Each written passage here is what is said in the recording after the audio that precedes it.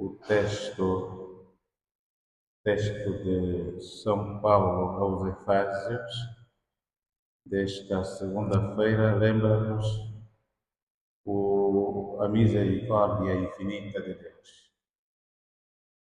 Deus, como se nos tivesse já encontrados, mortos, melhor ainda, nos encontrou, nós tínhamos escolhido a morte, escolhemos a morte pelas nossas ações, pelas nossas escolhas, pelos nossos projetos, enfim, como diz São Paulo, também pela nossa rebeldia, Por isso é que o texto, o resumo principal diz: Deus restituiu-nos a vida com Cristo e com Cristo nos faz sentar nos céus. O que é esta ideia principal da salvação? A salvação não é a procura dos nossos pequenos gostinhos, como se diz hoje. Às vezes reduzimos a salvação a pequenos gostos, aos gostinhos daquilo que eu mais prefiro, quero construir, quero montar, para além do grande projeto que o próprio Deus que nos vem salvar. Como diz o Salmo, o Senhor nos criou, pertencemos ao Senhor. Por isso é que todos os nossos projetos devem fundar-se em Deus. Este fim de semana escutava do Maurício Camuto, que dizia que todos os projetos fundados no dinheiro, que só estão virados para mais dinheiro, mais riquezas, e que esses projetos vão falhar, porque estão a fazer do dinheiro um Deus. E até disse que mesmo nós, na igreja, enquanto sacerdotes, enquanto missionários, se nos virarmos muito para o dinheiro, não seremos senão umas pobres almas sem vida, Eu creio que é essencial que tomemos consciência disso. Todos os nossos projetos devem tender para Deus. Em primeiro lugar, a Deus, agradecer a Deus, porque nos salvou.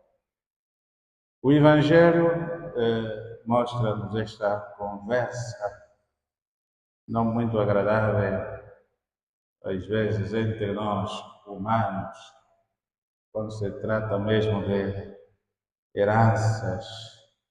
E aqui temos hoje um jovem que aparece, significa que já não encontrou nenhum interlocutor válido entre a família e diz assim: talvez Jesus me será útil para que, dizendo uma palavra, o meu irmão se convença e aceite o desafio de repartir.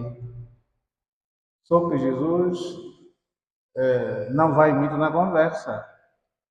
Jesus responde com um tom assim de quase de desdém e diz assim: amigo, quem me fez juiz ou árbitro das vossas partilhas? E entra no essencial, que devemos guardar de toda a avareza. Um avaro, uma avara, são pessoas que estão com o coração posto nos bens. Significa que no dia a dia, no acordar e no dormir, o coração está sempre nos bens. Alguns anos atrás, lembro-me de uma senhora que passava não sabia como guardar o dinheiro em casa, porque o marido, a vida dele era safar, o nome seria mesmo este, procurar o dinheiro que ele tinha para ir beber, e conseguia. A senhora já guardou naquela coisa, na cabeceira, né? Já guardou na cabeceira, ele fez a cirurgia na cabeceira, encontrou o dinheiro. A senhora pôs no colchão, ele descobriu, nas panelas, no fogão, tudo descobriu. Mas ele depois um dia, como a coisa estava muito grave, ele disse que, olha, o que é que o teu marido não gosta em casa? Ela disse que, ele não gosta de ir à igreja, em casa também não quer que rezemos, digo, então não façam barulho aqui com o vosso Deus. Eu disse, olha, então passa a guardar o dinheiro na Bíblia, como são folhas assim, passa, põe o dinheiro, aquelas folhas, era só 5.000, 10.000, havia notas de 2.000, então passa a pôr na Bíblia. Ele não lê a Bíblia, é que a senhora conseguiu guardar muito dinheiro na Bíblia. E a Bíblia está mesmo aí na cabeceira, mesmo aí, tá vendo? Ele zangado, mulher não está mais a encontrar o dinheiro, ao menos que sacudisse todos os livros, mas também não pensou sacudir a Bíblia. Não, o dinheiro está mesmo lá. E um dia a senhora começa a comprar coisas, comprou um fogão, naquela altura ainda era barato, comprou não sei o quê, e ele, zangado, você está a prostituir-se, porque onde você vai buscar dinheiro para... Ela disse, não, eu andei a guardar o dinheiro cá em casa mesmo. Aonde? Não, eu guardo, o dinheiro estava mesmo aqui na banca, aqui, na Bíblia, como você não reza. O melhor lugar que eu encontrei para guardar a Bíblia é na Bíblia. E Deus protegeu o dinheiro, por isso é que temos aqui esse frigorífico, e agora temos essa arca aqui, o homem ficou mudo, né? Ficou mudo. Então, para dizer que às vezes tudo que é dinheiro não deixa sossegadas as pessoas. E esse miúdo, coitado, estava sendo prejudicado até pelo próprio irmão, que ficou com tudo e não queria nada de partilhas. Por isso é que Jesus diz que, olha, acumular não é bom, acumular não é bom. E este homem até criou mais celeiros, destruiu os pequenos, fez grandes celeiros para acomodar os seus bens. Infeliz dele, insensato, diz Jesus, insensato, esta noite vais morrer. Esta noite Deus vem te buscar, vem pedir que lhe entregues a alma, entregar a alma. Lembrai-vos quando, no texto do livro do Gênesis, Deus, quando nos criou, disse que fez os bonecos, e o boneco, como não era ainda, não me movia, Deus soprou nas narinas. Esse sopro é a alma, esse sopro é a vida. Então Deus diz, Jesus, este homem, Deus, esta noite, quer levar a sua vida que te deu.